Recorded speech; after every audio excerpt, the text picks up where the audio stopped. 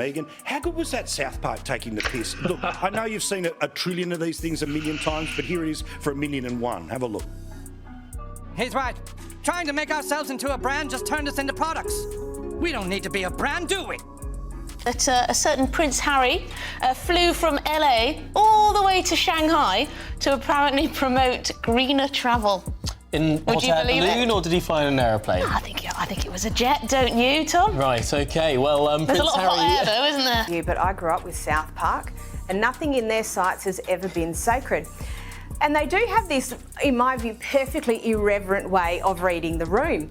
This week, they've taken a swipe at Harry and Mark. Honey, when a cartoon drags you harder than the royal tabloids ever did, you know you've officially hit rock bottom. South Park didn't just throw shade at Prince Harry this time. They went in with a comedic chainsaw and ripped his whole public image to shreds. In less than 22 minutes, they bulldozed his entire eco-royal persona. Not a single crown jewel was left standing. This plays so well. One, because it was very funny. I actually watched the entire episode and I was howling laughing. I thought it was brilliant. I mean, I think it really encapsulates how many Americans are feeling. The episode was... Prince Harry is in the hot seat again, but surprise, it's not because of the British media, a salty royal cousin, or a fiery political commentator. Nope. This time, the fire is blazing from the one place known for going scorched earth without a second thought, south, Rican Park. Truly what we want, then we really can get away from it all. No more magazines and Netflix shows. We really can live a normal life. Yes, I'm sure you agree, darling. We can be the people we talked about being. Their new episode, Jet Race for Spotlight. And let's just say it's not so much a roast as it is a full-on cartoon assassination. This iconic show didn't hold back. They torched Harry's public persona while the poor guy was mid-flight to what he hoped would be his global comeback at a tourism summit in Shanghai. But instead of applause, Harry got memes, mockery, and a one-way ticket to the Joke Hall of Fame. But it really was kind of a play on modern times. I think one of the reasons why it really resonated is... Ever since he ditched Buckingham for beachy LA and became the poster boy for tell-all trauma, Harry's been walking a razor's edge between freedom fighter and royal train wreck. Some fans still see a brave modern prince, others just see a man wrapped in contradictions, and South Park, they've clearly had enough of his green talk with a private jet twist. For the image we project to people, what matters is what we have on the inside.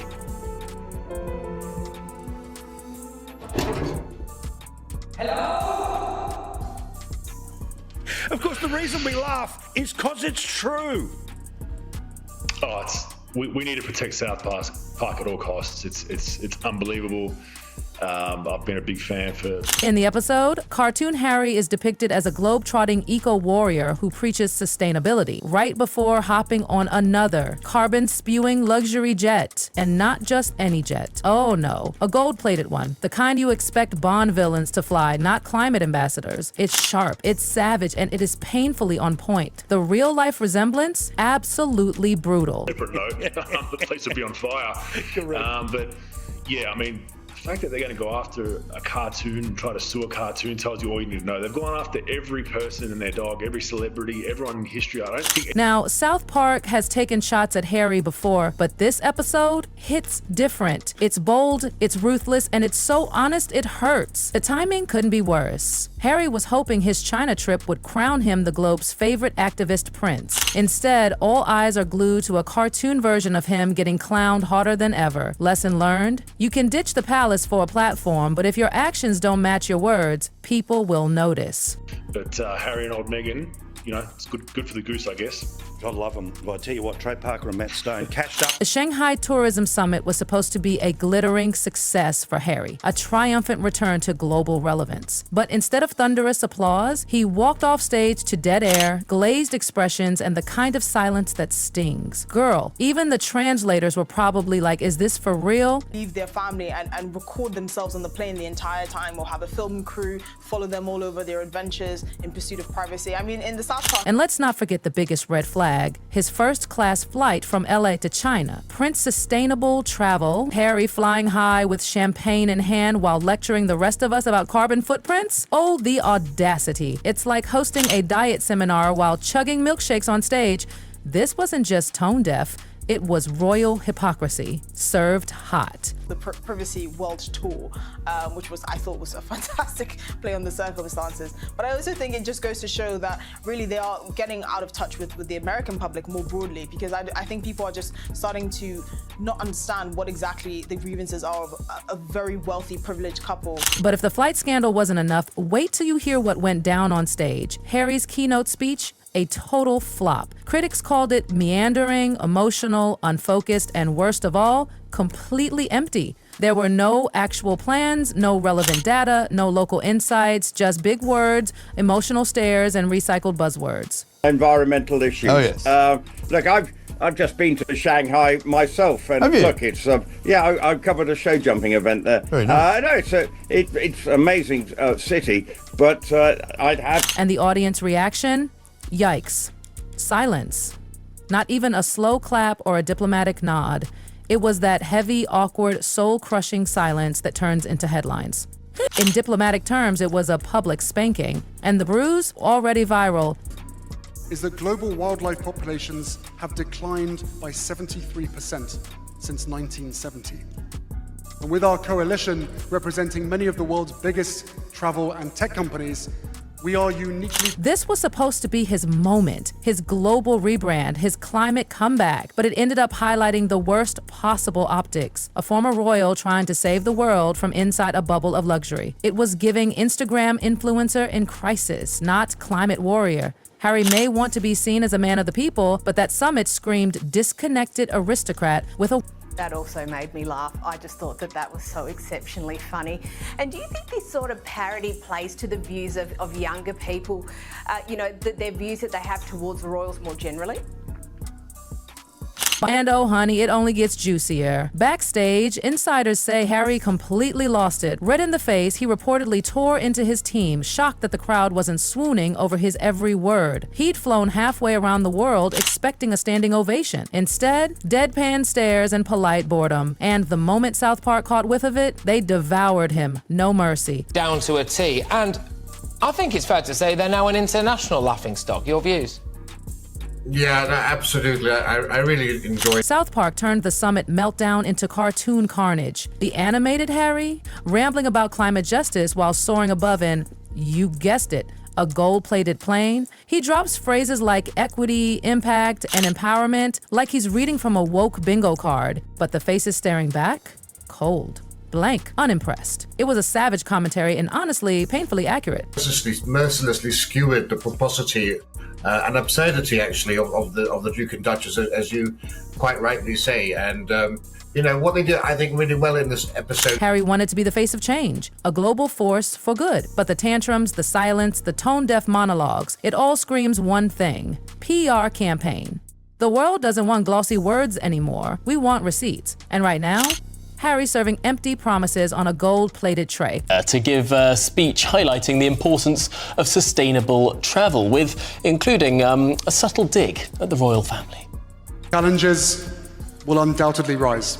And let's be real, South Park wasn't just joking, they were exposing.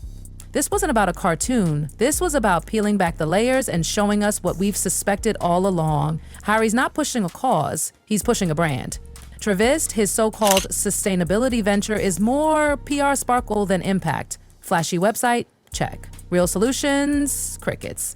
South Park aimed right at the jugular. In this latest episode, Harry isn't portrayed as some misunderstood, heartbroken royal. Oh no, he's a fame-chasing, PR-obsessed figure scrambling to stay relevant while the world rolls its eyes. And let's not pretend this is satire alone. This is exactly what critics have been screaming for years. The hypocrisy is suffocating, and South Park said the quiet part loud. And don't think the public missed that speech content either. No China policy mentioned, no nod to codependency, no admission of contradiction, just a man tossing pretty phrases into a storm and hoping one of them sticks. Spoiler alert, none did. Now, let's fast forward a bit, because after the Shanghai mess, what did Harry do? Did he issue a statement, address the criticism, acknowledge the satire? No, nothing, just more silence. And that silence, it's damning, because when you ignore criticism this loud, this clear, this viral, you're not above it, you're just out of answers. And that's what this South Park episode exposed so perfectly, that behind the hashtags, the glossy speeches, the staged appearances, there's nothing there. Just a man with a plane ticket and a very, very fragile ego. And you know what makes it even more tragic? This was supposed to be his big shot, his moment, a royal turned global change maker moment. But instead of walking off that Shanghai stage triumphant, Prince Harry walked straight into an international meme spiral that left his credibility in flames. Because let's be real, when your big green initiative is built on vague pledges and no receipts, people are gonna talk. And when you show up in a country still heavily reliant on coal while ignoring that elephant in the room, baby, they're gonna drag you. So let's rewind to the real headline here. Harry flew 6,311.32 kilos of carbon emissions into a summit to preach about cutting emissions and then left without saying a single word about the fossil-fueled power structure he was literally standing inside. How do you mess that up so bad?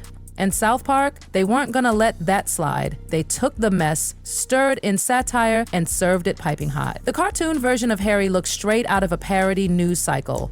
Dripping in gold, babbling about buzzwords, and soaring over reality like none of it applied to him. But here's the cold truth. The world doesn't want activism chic. It wants authenticity. And when Harry strolled into Shanghai looking like a PR campaign on autopilot, he didn't look like a reformer. He looked like a lost influencer with a title. It gets worse. After all the backlash, still no plan, no correction, no follow-up, no here's what Travis is actually doing, no here's the carbon offset numbers, no let's address the issues I skipped. Just crickets. And in the world of global advocacy, silence is not neutral. It's damning. Meanwhile, the palace? Still radio silent. No damage control, no rescue statement, no spin doctors in sight. Why? Because deep down, even the firm knows. You can't put a crown on empty words and expect people to bow. And maybe, just maybe, they're ready to let Harry sink or swim on his own. And he's sinking fast. South Park didn't just mock a bad speech. They ripped the curtain back on the entire eco-brand he's built. The contradictions, the hollow virtue signaling, the desperate attempts to look meaningful while floating on private jets. Because here's the truth that hurts. If Greta Thunberg is paddling across oceans to stay consistent with her climate mission, and Prince Harry is doing first-class fly-ins with no deliverables, who do you think the world's going to take seriously? The optics alone are a disaster. The royal who once stood for modern progress is now seen as a walking contradiction, jet-setting on sustainability, demanding change while changing nothing himself. And in today's climate crisis, that's not just cringe, it's offensive. What Harry failed to understand is that being a leader in this space isn't about looking the part, it's about living it. Every choice counts. Every move is scrutinized. Every luxury is measured against your message. And right now, his message is empty. His impact, non-existent. His credibility torn to shreds by a cartoon and buried under hashtags like Jet Set Prince and Climate Clown. At this point, people aren't even angry, they're embarrassed for him, because for all the drama, all the headlines, all the speeches, what did he actually achieve in Shanghai? Nothing. No partnerships, no climate action, no shift in global dialogue, just a staged appearance, a few awkward photo ops, and a South Park episode that's now immortalized his hypocrisy forever. And don't even get us started on the side-by-side comparisons to King Charles. While Harry was floating through buzzwords in Shanghai, Charles was out here doing real diplomatic work in Canada, holding meetings, opening parliament, building alliances, doing what royalty is meant to do. Meanwhile, Harry was acting like a rogue influencer crashing a summit. And it showed. What's truly heartbreaking is this: Harry could have made a difference. He had the platform, the reach, the global eyes watching, but instead of using that power to forge meaningful change, he used it to build a brand. And that brand just got eviscerated in front of millions. And let's talk numbers again. A speech isn't leadership. Flying across the world without substance isn't advocacy. And hiding behind slogans while dodging accountability, that's not courage. That's cowardice. And honey, the internet has no patience for cowardice anymore. South Park's episode is now the poster child for what happens when performative activism gets exposed. It's a warning sign for every celebrity who thinks they can ride the wave of a cause without actually committing to it. Because at the end of the day, people don't want words, they want action. They want proof. They want real change, not recycled slogans from a royal with a private jet addiction. And now, with his credibility tanking and his relevance fading, Prince Harry is facing the ultimate test. Can he bounce back? Can he actually do the work? Will he ground his ego, cut the theatrics, and bring real solutions to the table? Or will he continue gliding from summit to summit, spouting buzzwords while the world tunes out and the satire piles up? Because make no mistake, this wasn't just a PR fumble. It was a full-blown credibility crisis. And if Harry doesn't change course fast, he's not just going to be mocked, he's going to be forgotten. So what's it gonna be, Harry? Are you ready to walk the talk, or are you just another jet-fueled speech away from total irrelevance? Either way, South Park already said what everyone's thinking. And the punchline? Spurt on.